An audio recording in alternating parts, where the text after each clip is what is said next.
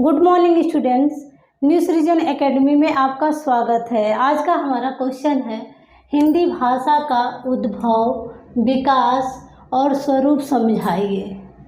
किस प्रकार से हिंदी भाषा का उद्भव और विकास हुआ, किस तरह से इसका स्वरूप है। तो हिंदी भाषा के उद्भव, विकास और स्वरूप को समझते हैं। जैसा कि हम जानते हैं कि सभी भाषाओं की आदि जननी संस्कृत है, यानी कि 3000 कम से कम भाषाएं बोली जाती हैं पूरे विश्व में, और इन सभी भाषाओं की जननी संस्कृत को माना जाता है। तो संस्कृत जो थी 1500 ईसा पूर्व से 500 ईसा पूर्व में इसका टाइम पीरियड था। इस समय आम जो है बोलचाल की भाषा भी संस्कृत थी, यानी कि जो आम लोग थे वो बोलचाल में भी संस्कृत भाषा का इस्तेमाल करते थे। जिस समय यह वैदिक संस्कृत से लेकर के लौकिक संस्कृत का पीरियड था, यानी कि जो संस्कृत थी इसके दो भाग थे, वैदिक और लौकिक। वैदिक जो का टाइम पीरियड था वो 1500 ईसा पूर्व से लेकर के 1000 ईसा पूर्व था। जो लौकिक संस्कृत थी इसका जो टाइम पीरियड था वो 500 ईसा पूर्व से लेकर 1000 ईसा पूर्व से लेकर के 500 ईसा पूर्व तक था। वैदिक संस्कृत के जो टाइम पीरियड था वो 1500 से लेकर के 1000 ईसा पूर्व तक था। जो लौकिक संस्कृत थी इसका जो है 1000 से शुरू होकर के 500 ईसा पूर्व तक पीरियड था। जिस समय वैदिक संस्कृत लौकिक संस्कृत का दौर चल रहा था उस समय जो है 3 क्षेत्रीय बोलियां जो है विकास कर रही थी। एक तो पश्चिमोत्तरी थी, दूसरी मध्य देशीय थी और तीसरी थी पूर्वी। जिस टाइम वैदिक संस्कृत और लौकिक संस्कृत का समय चल रहा था उस समय कुछ क्षेत्रीय बोलियां भी विकसित हो रही थी, पश्चिमोत्तरी, मध्य देशी और पूर्वी। उसके बाद जब 500 ईसा पूर्व से लेकर के 100 ईसा पूर्व वाला जो 1 ईस्वी तक, जब 500 ईसा पूर्व से 1 ईस्वी तक का जब दौर चला उस समय जब क्षेत्रीय बोलियां जो थी पश्चिमोत्तरी, मध्य देशी या पूर्वी, ये तो 3 पहले से थी, एक और इसमें जुड़ गई दक्षिणी। और पाली भाषा के टाइम क्षेत्रीय बोलियों की संख्या 4 हो गई थी, पश्चिमोत्तरी, मध्य देशीय, पूर्वी और दक्षिणी। जिस समय पाली का समय चल रहा था उस समय क्षेत्रीय बोलियां 4 थी, पश्चिमोत्तरी, मध्य देशीय, पूर्वी और दक्षिणी। उसके बाद जब टाइम पीरियड आया 1 ईस्वी से लेकर के और 500 ईस्वी तक, ये जो टाइम पीरियड था ये था प्राकृत का, यानी कि जो है पाली भाषा जो कि बौद्धों की भाषा थी, बौद्ध धर्म की भाषा थी, वह बदल करके फिर जैनियों की भाषा बन गई, यानी कि जैन ग्रंथ जो है लिखे जाने लगे 1 ईस्वी से लेकर के 500 ईस्वी तक। इस समय जो है धीरे धीरे अपभ्रंश का विकास होने लगा, यानी कि 1 ईस्वी से लेकर के 500 ईस्वी तक कुछ अपभ्रंशों का विकास होने लगा, जैसे शौरसेनी, ब्राह्मण, मागधी, अर्धमागधी, महाराष्ट्रीय और पैशाची।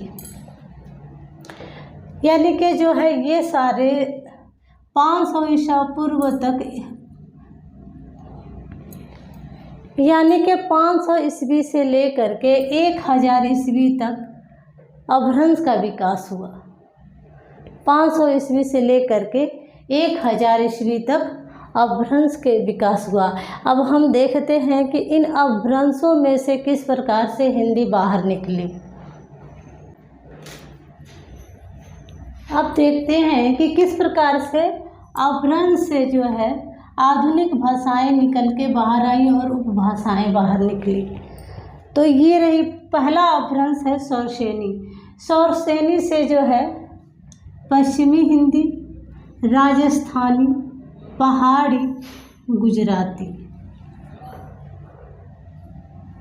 ये जो है 4 उपभाषाएं निकल कर के आती हैं, पश्चिमी हिंदी, राजस्थानी, पहाड़ी और गुजराती।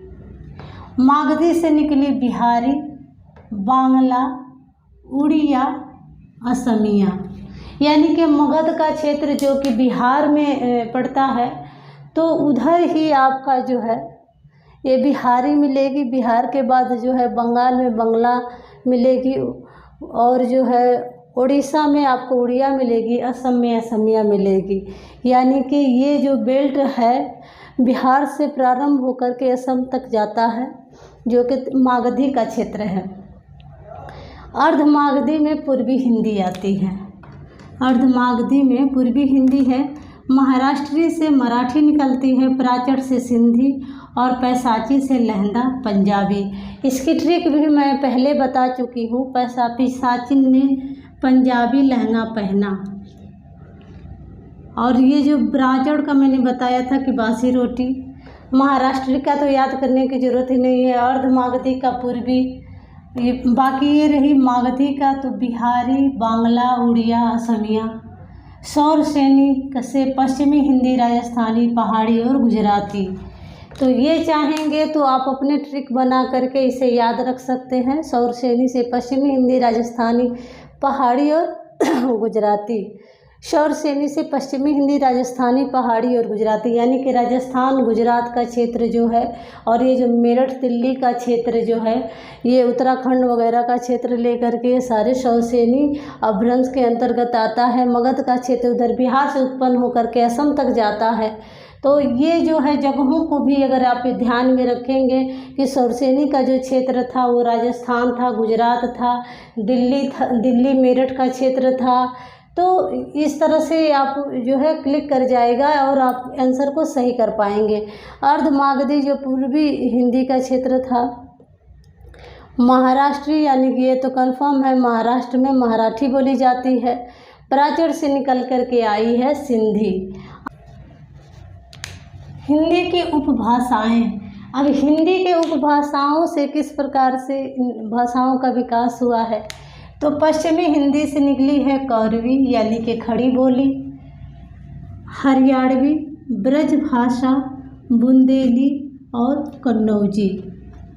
यानी कि पहली होगी खड़ी बोली, दूसरी होगी हरियाणवी, तीसरी है आपकी ब्रज भाषा, चौथी है बुंदेली और पांचवी है कन्नौजी। पश्चिमी हिंदी से 5 निकल रही हैं, कौरवी या खड़ी बोली, हरियाणवी, ब्रज भाषा, बुंदेली और कन्नौजी। उसी प्रकार से पूर्वी हिंदी से 3 निकल के आ रही हैं, अवधी निकलेगी, बघेली और छत्तीसगढ़ी। पहाड़ी से 2 निकलेगी, कुमाऊनी और गढ़वाली। पश्चिमी हिंदी से खड़ी बोली, कौरवी, खड़ी बोली को ही हम कौरवी भी कहते हैं, हरियाणवी, ब्रज भाषा, बुंदेली, कन्नौजी। इसी प्रकार से पूर्वी हिंदी से अवधी, बघेली और छत्तीसगढ़ी। और पहाड़ी हिंदी से निकलते हैं 2 भाषाएं, कुमाऊनी और गढ़वाली। अब देखें ये बिहारी है। बिहारी से निकली हैं 3 बोलियां, भोजपुरी, मगही, मैथिली। भोजपुरी, मगही, मैथिली। राजस्थानी से निकली हैं 4, जयपुरी, मालवी, मेवाती और मारवाड़ी। राजस्थानी से निकलेगी जयपुरी, जो कि पूर्वी राजस्थान में बोली जाती है, मालवी जो कि दक्षिणी राजस्थान में बोली जाती है, मेवाती जो कि उत्तरी राजस्थान में बोली जाती है, और मारवाड़ी जो कि पश्चिमी में बोली जाती है। यानी कि पश्चिम में मार, पूर्वी में जय और दक्षिणी में माल और उत्तरी में मेवा। यानी कि राजस्थान के उत्तर में मेवा, दक्षिण में माल, पूर्व में जय और पश्चिम में मार। राजस्थान में पूर्व में जय, पश्चिम में मार, दक्षिण में माल और उत्तर में मेवा। इस तरह से करके आप याद कर सकते हैं कि जयपुरी जो है पूर्वी राजस्थान में बोली जाती है, मालवी जो है दक्षिणी राजस्थान में बोली जाती है, मेवाती उत्तरी राजस्थान में बोली जाती है और मारवाड़ी पश्चिमी राजस्थान में बोली जाती है। तो आज के लिए बस इतना ही। Thank you students. मेरे चैनल को जाने से पहले सब्सक्राइब कर लें, लाइक कर दें, शेयर कर दें।